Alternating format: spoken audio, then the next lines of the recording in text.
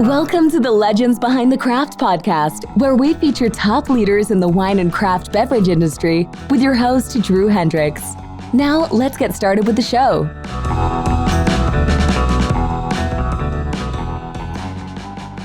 Drew Thomas Hendricks here. I'm the host of the Legends Behind the Craft podcast.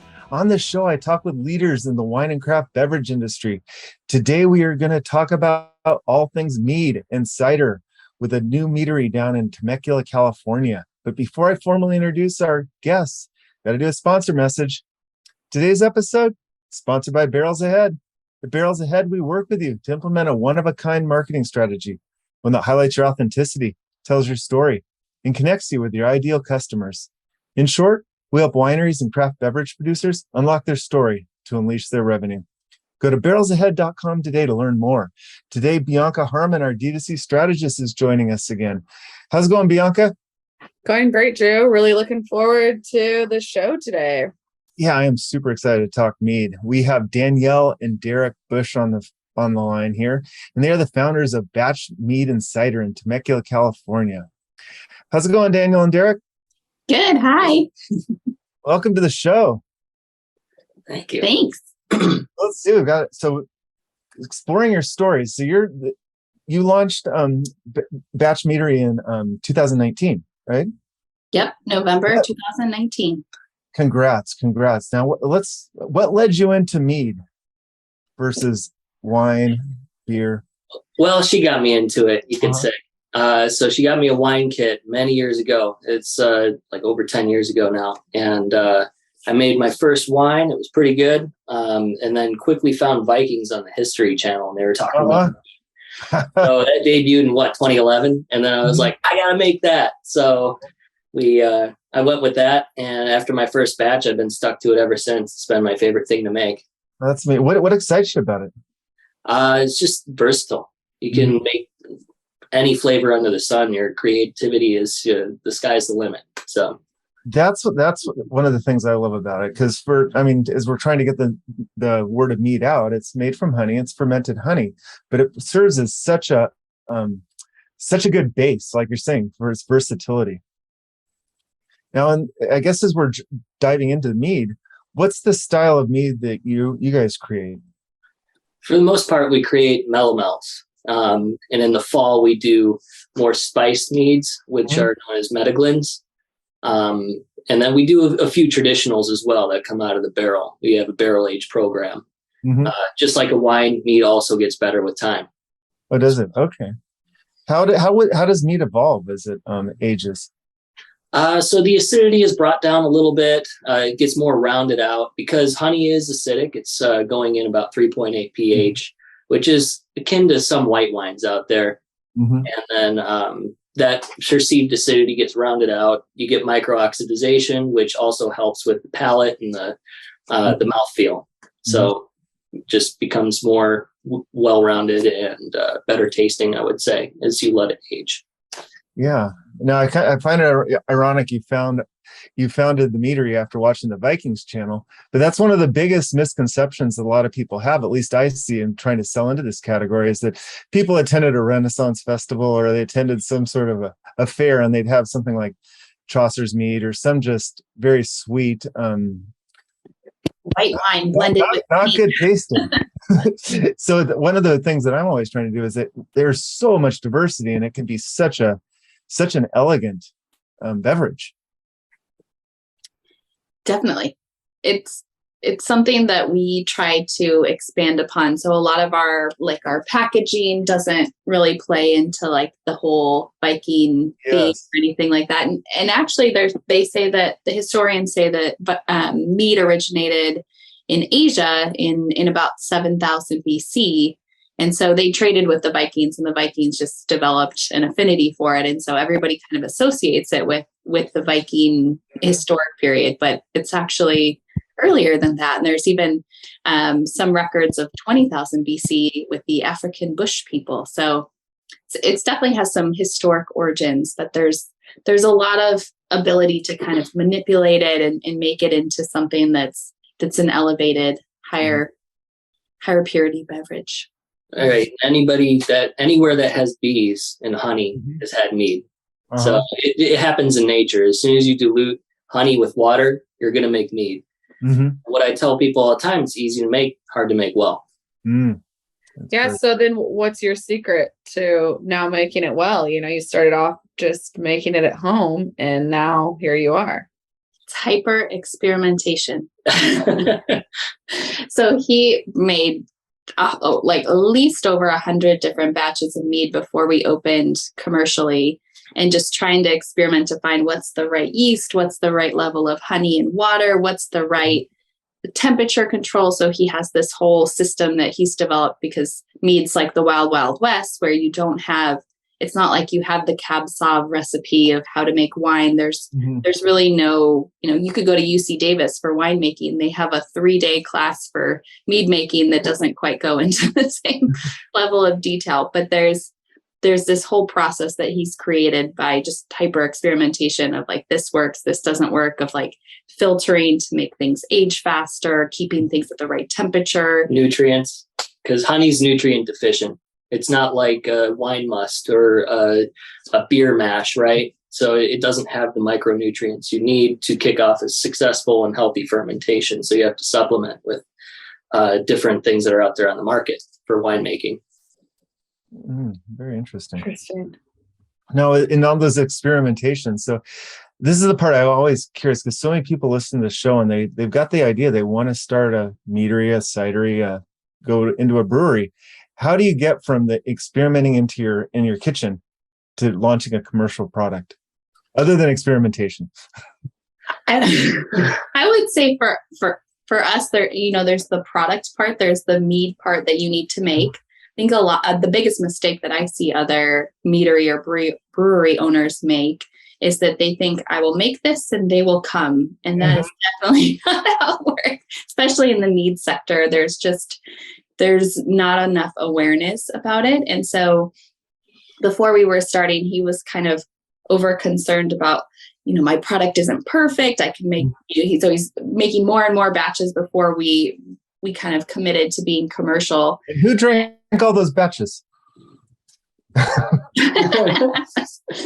a lot of our friends. So our friends and family were starting to fight over who was going to get the last bottle or makes great presents. Could they get more? So that really helped kind of spur confidence, I think, to open commercially. But when we first opened, we had this whole marketing plan of how are we going to reach all these customers. Temecula, we specifically chose because of the location, because of the affinity for new experiences, for all of the tourism that comes here. It's an amazing wine country, but it's not necessarily yet known for the quality of wine. It's more the experience that people are coming for.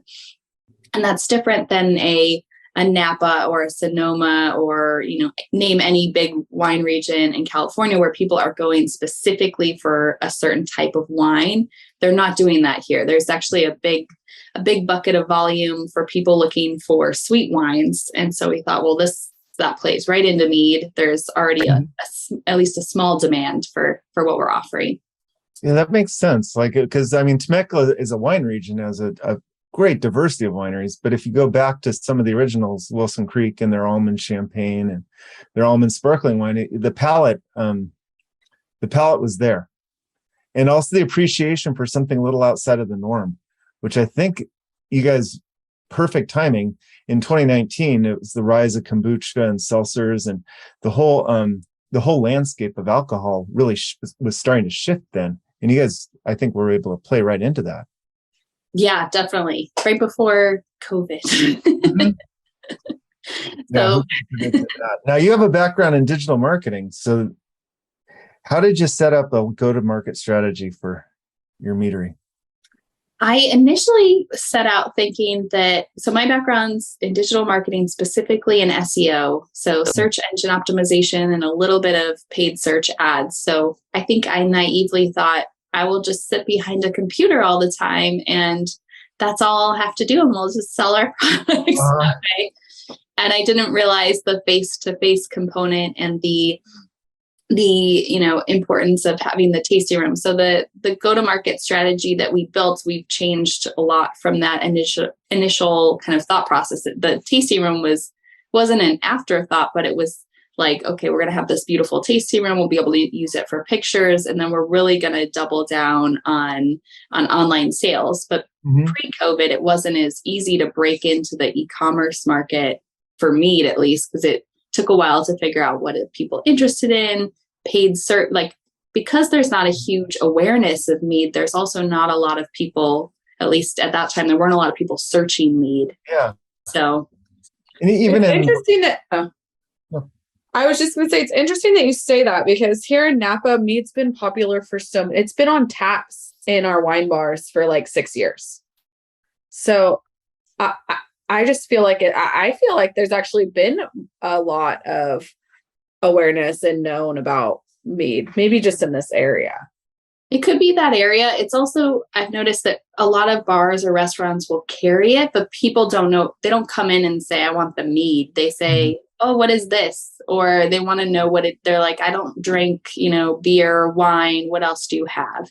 I don't like cider is another, quick follow to that. And so they want to know so that's, I think, what led to the explosion of seltzers and kombuchas is that people wanted something also lower alcohol. But in the last year and a half, the search volume for mead in the US has grown 60%. So it's been a huge, it's still a very niche market. It's not, it's in the top 20, I think, of all, if you break up the wine varietals, but it's still, there's still a lot of room to gain, I think. Yeah. And as that people start getting more aware of it and they want to try all the different expressions of it, they will have to turn online because it is so regional. So as Bianca was saying, up in Napa, I mean, that's already, you're looking at the upper echelon of appreciation for alcohol. So that they will have it at the wine bars and whatnot, but are they searching for it online? And that's what you're speaking to, which is kind of amazing, because even selling wine online via paid ads and via SEO is very, very difficult. Yes, a lot of competition, a lot of unknowns, but we've had some luck with that, especially after building the brand awareness that we have, and then just the growth in the demand for mead in general. Sure. When did your tasting bar open? Same time, November 2019. Right at the same time. Okay, so you got it all launched, and then you promptly COVID hit. Yes. We were forced to turn online, but it worked out for us because we were doing local free delivery, which no one else was doing. So we kept expanding our radius. Perfect. We put, I think, 40,000 miles across 3 people's cars in 6 months. Oh, wow. Yeah, a lot of ground. Yeah, I think free delivery was always big. Even back when I was selling wine in the store, our free delivery service, this was in the early 90s, was very, very popular. And then, so people can order it up, and then kind of want to shift on to, so did you start with mead and then go into cider, or did you roll out both at the same time? Same time. We had, I think when we opened, we had 8 different products. 2 were hard ciders and 6 were meads. And they were we had about half dry and half semi-sweet. And as we've gone on, people have just been like, I want to lick honey out of the container. That's what I want to drink. So we have more sweeter stuff now. We're on the 80-20 on the sweet side. Really? What about the dry stuff? But what about this one though that I'm curious about? It's a cranberry orange barrel aged. I've never seen a mead packaging in that manner. It almost looks like a spirit bottle versus a mead bottle. Right. So anything that's in a bottle like that comes from our barrels, and we primarily use a spirit barrel is our vessel to hold the mead. Okay. So, it kind of ties into that why we use the bottle. Oh, that's cool. Cool. That one's semi-sweet though. It is not super I saw that on your site. I was just curious because I was like, wow, normally I see the meads almost like a beer bottle top and that one intrigued me just based off of the bottle. Yeah, it looks great. We use lots of different, so we have a black, matte type bottle that's really popular. And then we do some slim cans. And then we also use these ice wine Oh, yeah. type bottles for our sweeter meads. Who comes up with all your designs? Primarily me. Those are some very, very, very good designs. I'm kind of surprised. 80% sweet, 20% dry is the way it's shifted. Yes. Yeah. And it was just, I think one of the things that makes us a little different from other meaderies is that we are hyper focused on what the customers say. Mm-hmm. So even when we're making something, we'll let people try it, especially some of our regulars, to figure out how they feel about if they think it's too sweet or not sweet enough. And we'll make adjustments based on that feedback. And then we always watch it how, like, we did this watermelon margarita canned mead. This one is fairly sweet. It sold out in 3 weeks. Oh, wow. So sometimes we can kind of gauge like what's really popular based on repeat buying patterns and just overall, length of time to sell. But basically we've shifted to that because that's what sells the fastest. Mm-hmm. And as far as the honey, where do you source your honey from? So that's all local SoCal for the most part. Oh, okay. Anywhere up to Orange County, down to San Diego. A lot of local apiaries work with Temecula Valley Honey Company, who supplies basically all the meaderies down to San Diego. Oh, There's wow. about 8 of us, and we're just one of them. But we all get honey from that guy. But he filters it for us, so we can use raw honey where you have like pieces of honeycomb or you have bee parts in it. But it's always nicer when it's filtered for you. Oh, sure. Now, do the different honeys translate to the different style of meads, or is the honey just as a base and it's the yeast and the fruits and the other aspects that create the flavor profile?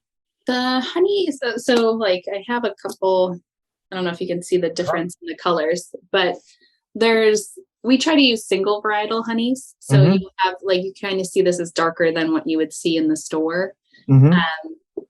So we'll use like a lot of orange blossom or sage blossom honey. Avocado blossom is super dark and kind of earthy. And so we try to map the base honey to whatever the flavor profile is. So we have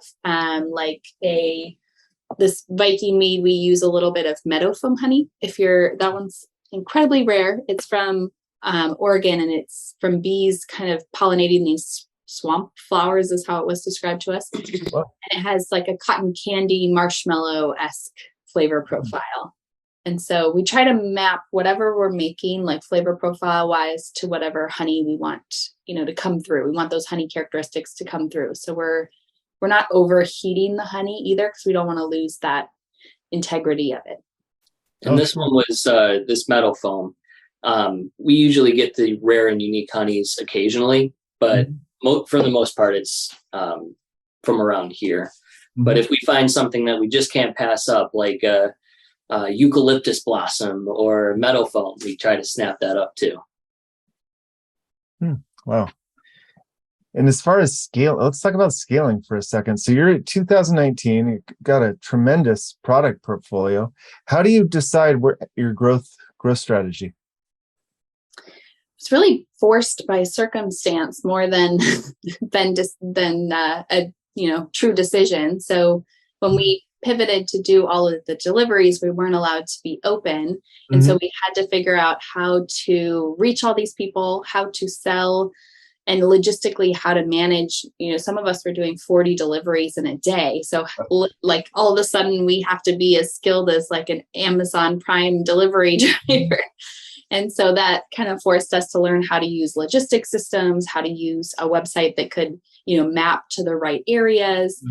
And what do you use for your logistics?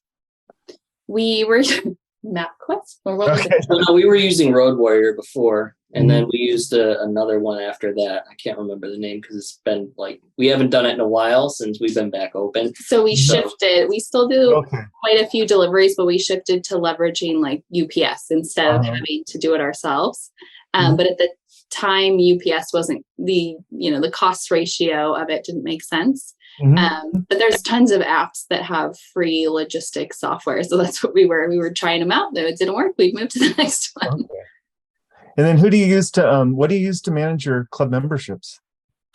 Right now we're just using Squarespace, but we're actually in the process of moving to Bloom, which is so we're about to migrate over to Shopify, and they have a company called Bloom that'll manage your wine just more effectively than what we have now.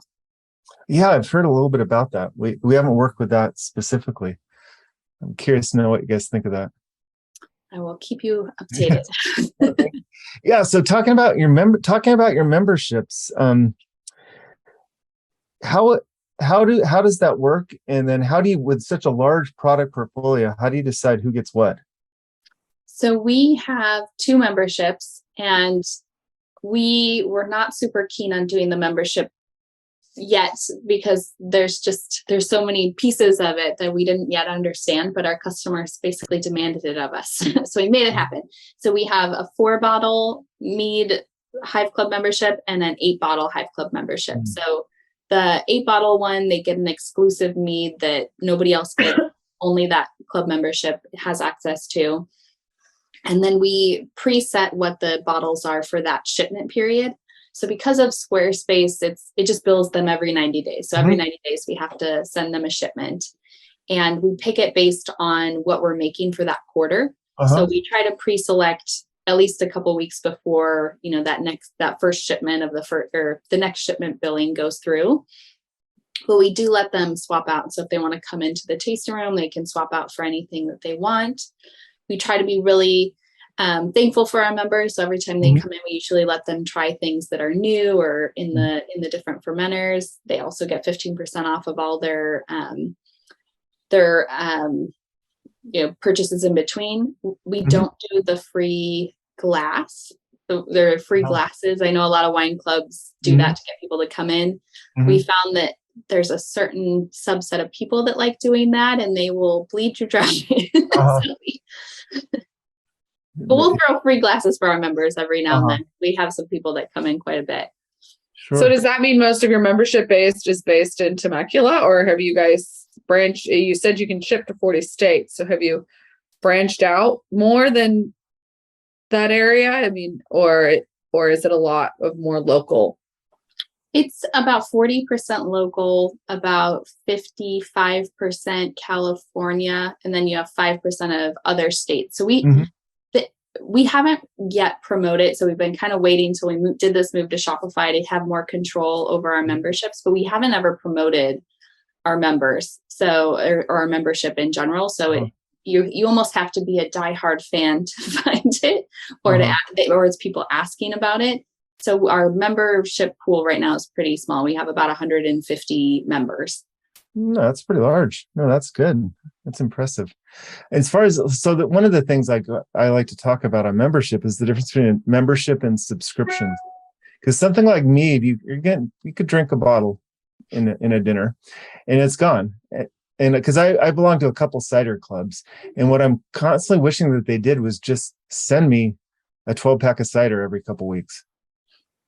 We are in the works of having, pending this swap over, which is supposed to be done by the end of this month, having a monthly subscription so that you just get billed at the beginning of every month, and then you get whatever's new. That's probably like 4 or 5 bottles, so that you don't run out as frequently as you do, because most of our members that are local end up coming in between and buying, or whatever they had during their shipment they liked, and they came back to buy more.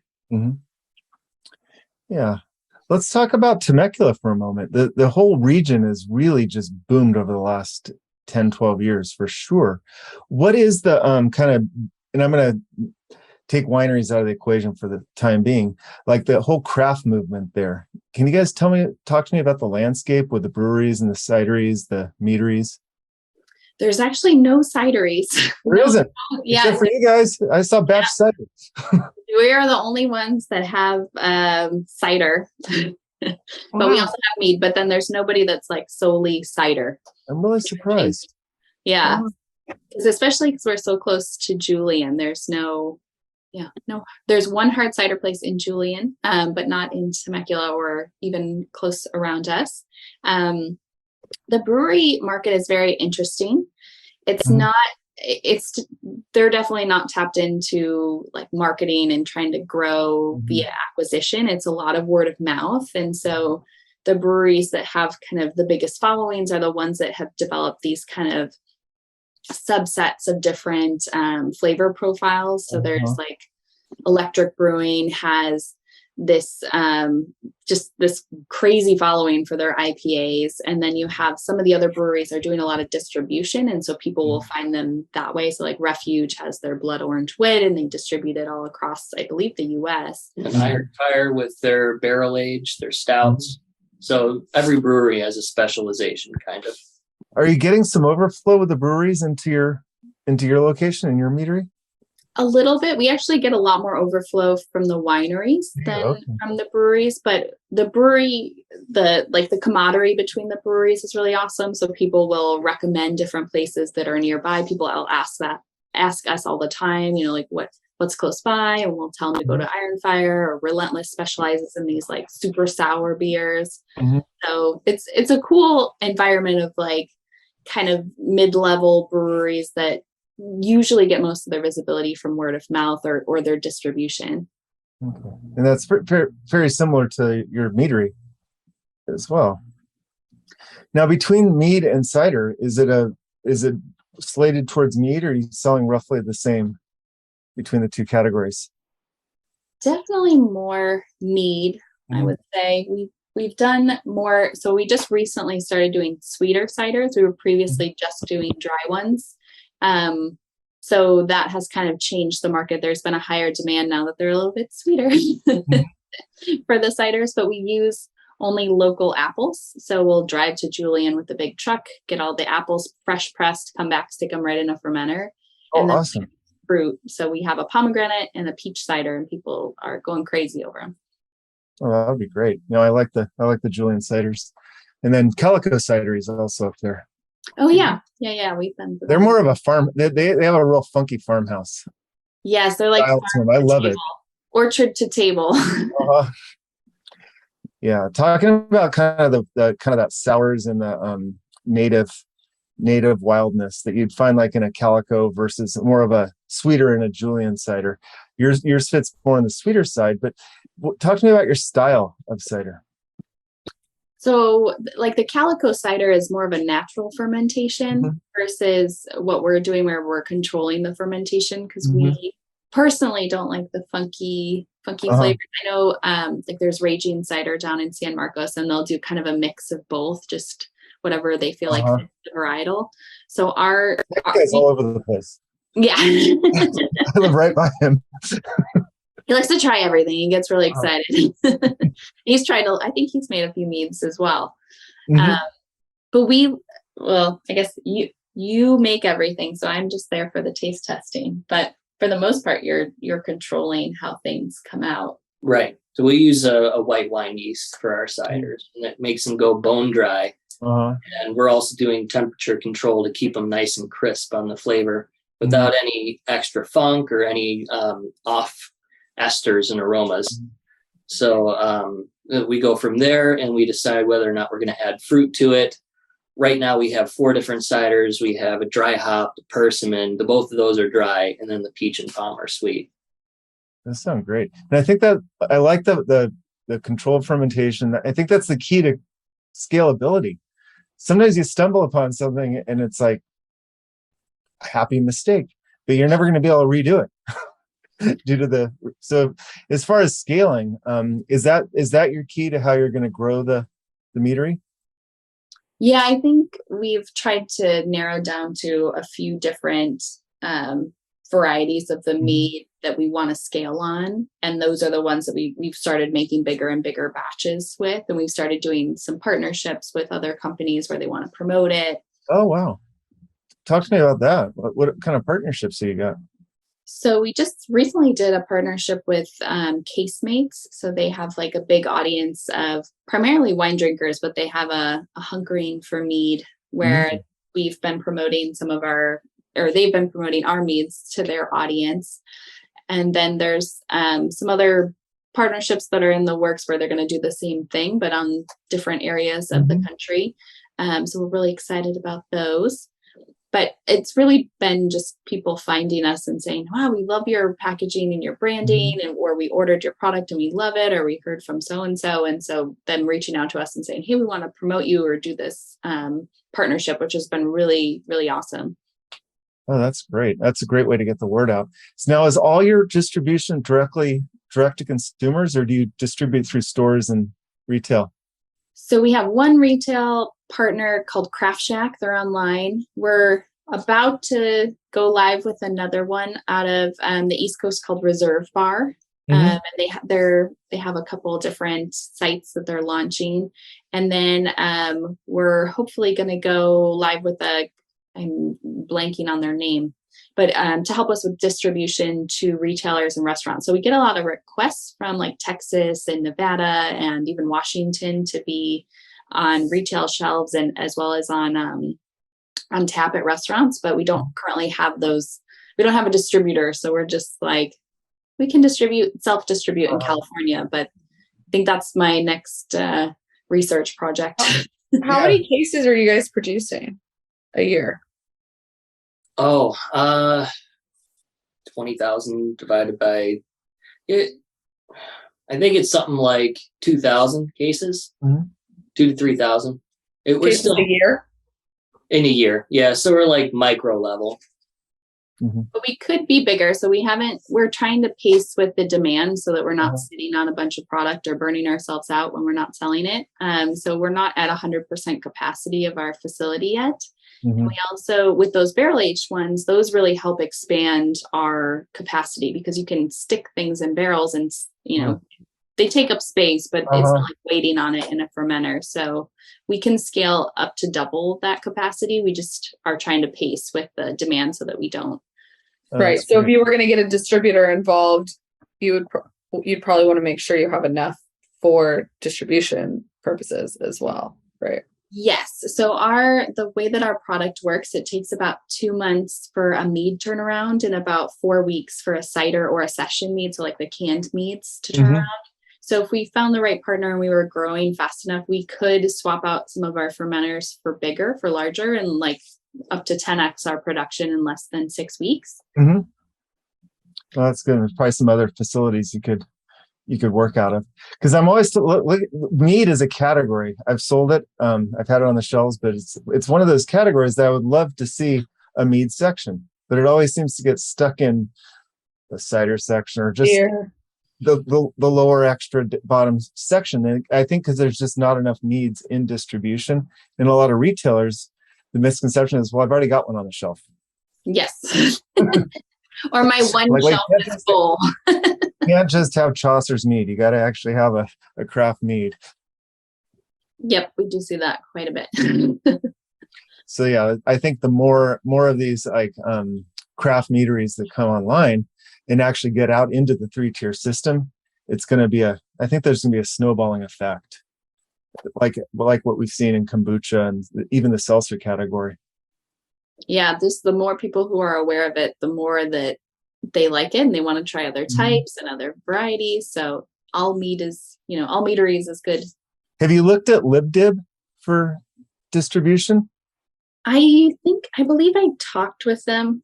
I'll write them down, but Jersey, yeah, they're there's another meadery we talked with, Feisty Mead out in Minneapolis or in Minnesota. And they're doing some of their or they were looking at doing some distribution with them, but I think they help kind of get that gateway into actually that 3-tier distribution. Okay. It opens up its own level of marketing, because marketing within the 3-tier system is far different than the D2C side.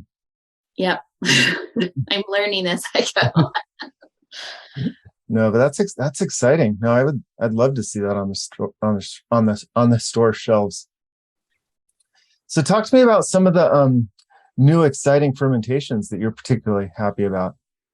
So the ones that we're working on right now is our pie series of meads. So coming up with the fall, we're going to be doing apple pie, pumpkin pie. We have 4 more pies on top of that. Oh, fun.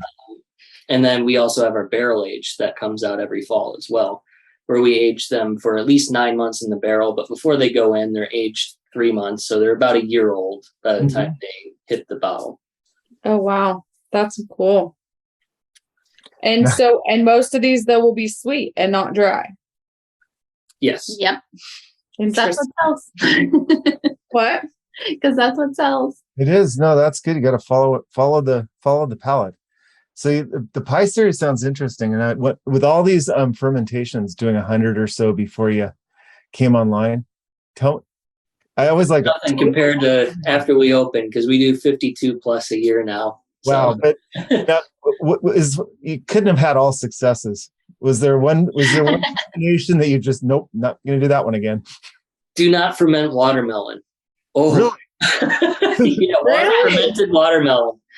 Fresh. So we primarily use aseptic fruits in some cases where we know, like stone fruit's a really good example. If you try to use fresh stone fruit, like think about a peach and how hairy it is on the outside, it just absorbs like things from the air and all these things that kind of sit in your meat and make it funky. So if we do use fresh fruit, we now do this process where we freeze it first. Try and kill anything off. And then we'll add it to the fermentation, and we'll warm it up a little bit to try and like kill anything else that might be lingering. Because that watermelon batch he's talking about, it was like a homebrew experiment, and he did. What happened?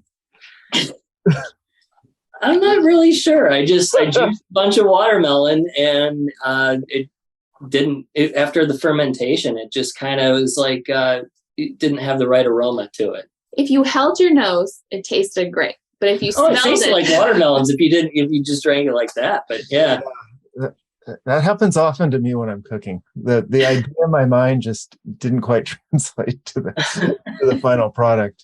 That's a bummer. Watermelon's my favorite. Watermelon and blueberry stuff, pretty much. We figured it out now. Since then, I perfected it. Yeah, but then you're doing the fresh watermelon, so that would make sense.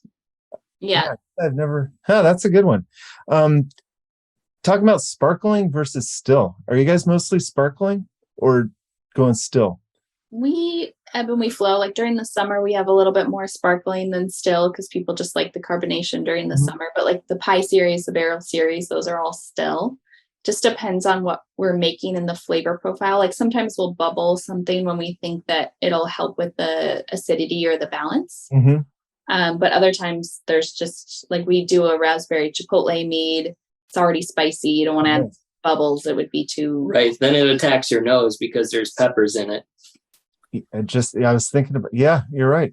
Now, when people come into the tasting room, your boots on the ground experience, what's their expectation? Is mead going to be sparkling or still for them? I think, ironically, when people come in, a lot of times they'll think, "I'm here for a meat tasting," and we're like, "Well, we have alcohol, so that could be better." A lot of them don't have expectations outside of like they think it's going to be super sweet. A lot of meaderies have made a great presence with just like super leggy mead. So, you put it in the glass and it's just like trickling down the sides. And we don't have meads like that. Our mead, like even our sweetest mead isn't going to stick to your glass. We wanted to make things that were drinkable, that you're going to drink more. Not that that's not drinkable, but where you want to drink more than one glass. And so for the most part, even if they come in, we've had people come in and they're like, I only like bone dry red wines, and they'll leave with the sweetest thing on our menu. It happens. Oh, that's funny. Frequently. It's hilarious.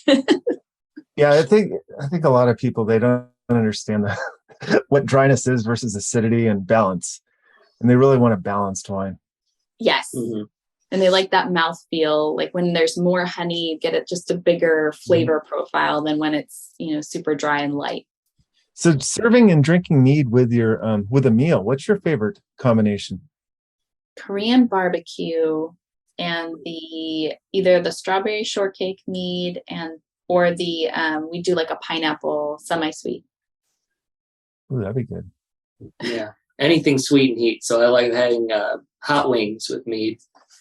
So the hot and the sweet really complement each other. And then you could even have something like sushi, and one of our ciders, our drier ciders, would go well. I used to tell people, like in the wine world, Thai food and Rieslings, right? So like a spicy Thai food with some mead would probably be pretty good. Oh, yeah. we're really lucky here because we have access to some really awesome chefs, and we've been part of several like outstanding in the field before where they've shared some of their amazing meals with our meads so that like everybody has like a bite and a meat. So that's always exciting. So a mead and food pairing.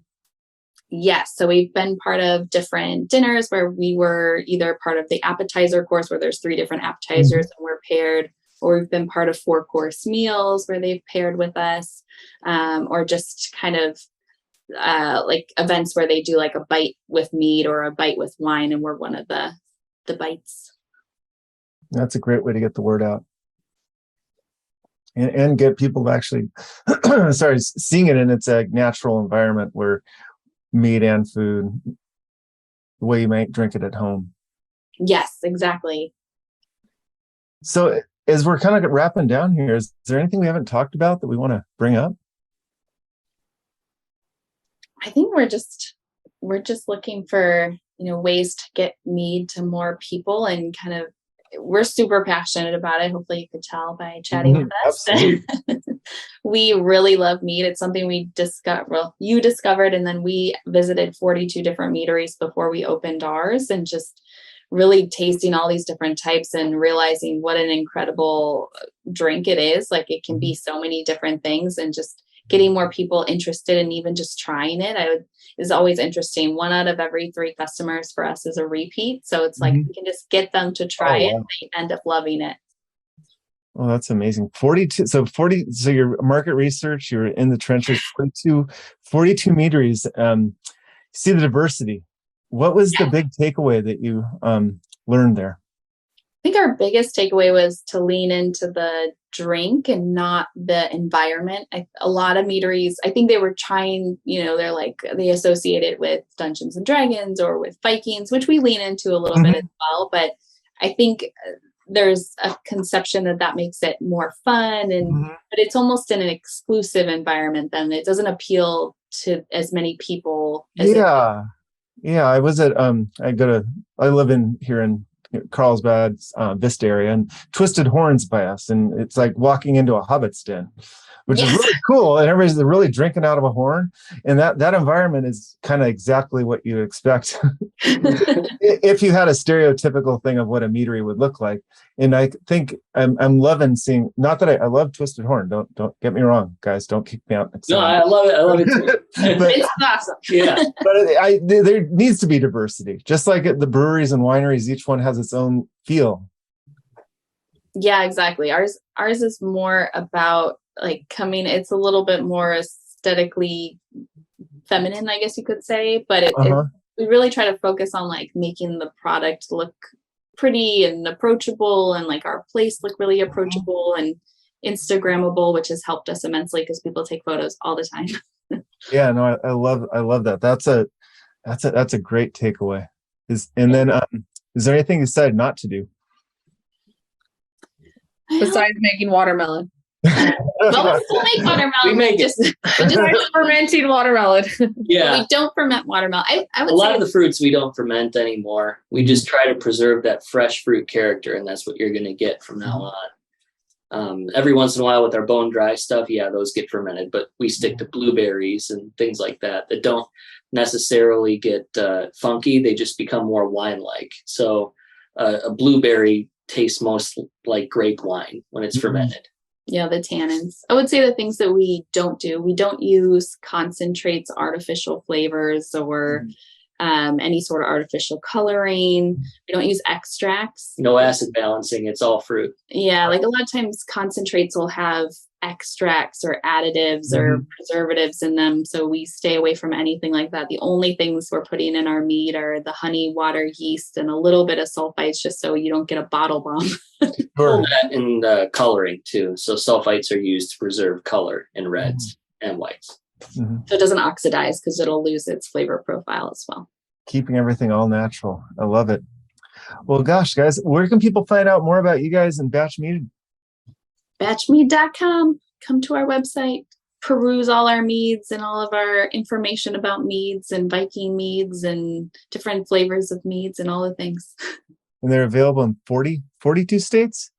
Yep, 40 states. 40 states. Oh man, my gosh. So Batch Mead, and next time you're in Temecula, you can stop on by. Yep.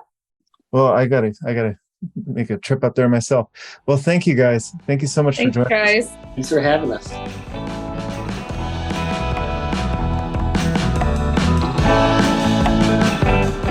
Thanks for listening to the Legends Behind the Craft podcast. We'll see you again next time, and be sure to click subscribe to get future episodes.